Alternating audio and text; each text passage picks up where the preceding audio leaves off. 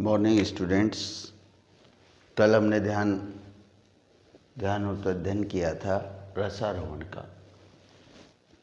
देखो बेटा, ध्यान देना, रसारोहण क्या है? मूल द्वारा अवशोषित जल एवं खनिज लवणों का पादप के शीर्ष भाग में पहुंचना ही रसारोहण कहलाता है और रसारोहण की क्रिया जाइलम ऊतक पर निर्भर करती है। अब देखो बेटा, प्रयोग द्वारा सिद्ध कीजिए कि रसारोहण की क्रिया जाइलम ऊतक द्वारा होती है।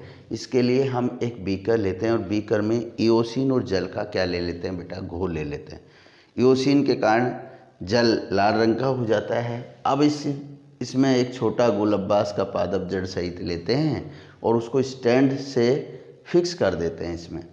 अब 2 से 3 घंटे पश्चात हम देखते हैं कि गोलब्बास पादप की जो पत्तियां होती हैं उनकी सिरा सिरिकाएँ या अनप्रस्थ काटा जाए तो उसके अंदर बेटा क्या इओसिन के कारण उनकी जाइलम वाहिका और वाहिनिका लाल रंग की हो जाती हैं।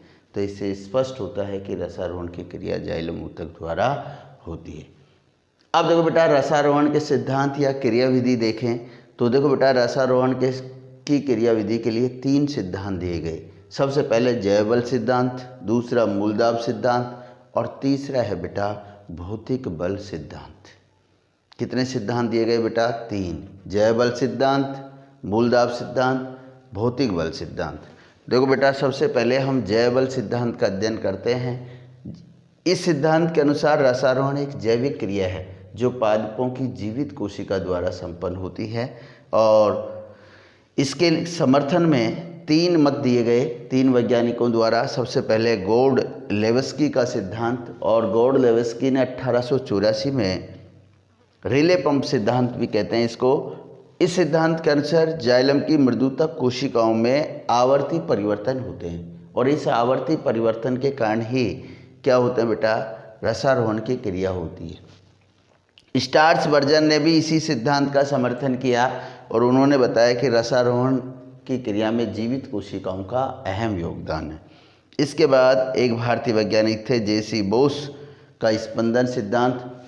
जगदीश चंद्र बोस ने स्पंदन सिद्धांत दिया 1923 में। इस सिद्धांत के अनुसार जाइलम की मृदुता कोशिकाओं के जो कोर्टेक्स भाग में कोशिकाओं में क्या होता है बेटा? स्पंदन होता है और इस स्पंदन के कारण ही क्या होता है बेटा? रसारोहण की क्रिया होती है। और जेसी बोस ने टेलीग्राफ पादप को प्रयोग में लिया था। तो ये तो था जैव बल सिद्धांत। इसके बाद दूसरा सिद्धांत था, ध्यान हो तो, मूलदाब सिद्धांत। मूलदाब सिद्धांत 1926 के अंदर एक वैज्ञानिक था, प्रिस्टले वैज्ञानिक ने दिया था और ये सिद्धांत मूल दाब पर आधारित है। अब मूल में दाब कैसे उत्पन्न होता है तो आप सभी जानते हैं, जाइलम के जल स्तंभ में परिवर्तन होने से एक दाब उत्पन्न होता है जिसे मूल दाब कहते हैं और इस दाब के द्वारा ही रसारोहण की क्रिया होती है।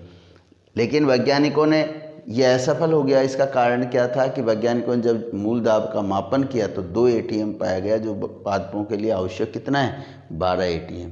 इस कारण से यह सिद्धांत असफल हो गया। ठीक है बेटा। तीसरा रह गया भौतिक बल सिद्धांत। इसका अध्ययन करेंगे हम नेक्स्ट क्लास में। Thanks, have a nice day.